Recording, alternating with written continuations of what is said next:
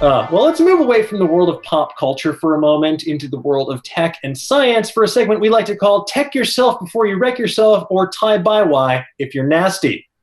Now, Japan has always felt a bit like they're living in the future, but now they really are. Because last week on Nerdist News, we covered a company aptly named SkyDrive Inc.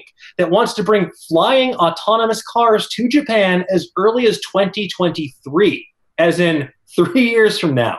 So these are going to be two-person autonomous vehicles. They're initially going to launch as a type of sky taxi service in Osaka or Tokyo. The company put out a really delightful kind of proof of concept trailer for what that ride would look like. So my first question to you folks is, would you ride in an autonomous flying car? Hell Michelle, yes.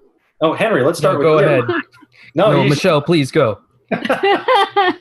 You're real excited. I'm the kind of person that doesn't even buy the first generation of like, I try to think of an example, but like of technology, because I'm like, oh, well, the first one's going to be bad, the next one will be better, you know. Like a video game console. Yeah, exactly. It's like, I'm sure it's going to be real cool, and I think, what is it, like going to be $500 for a one-way ride or something like that? I saw in the article. It's going to be real cool for some rich people to test out, and again, gambling with your life, not a cool thing that I like to do.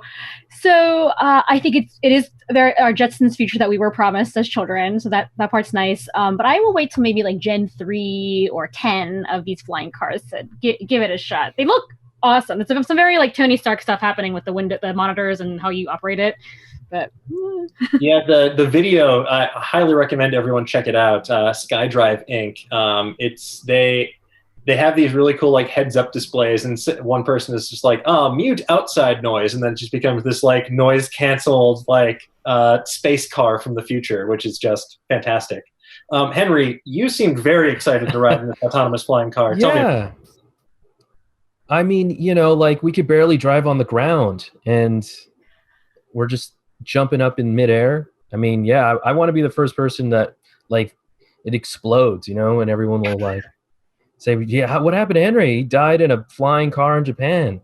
That's cool. Yeah, that's a more badass headstone than most people get. And then people would say, just don't get Henry'd moving forward. Exactly. Well, they already say that for something else. Yes, exactly. Yeah, you want your name to be associated with a cool disaster. Yeah. Liana, what about you?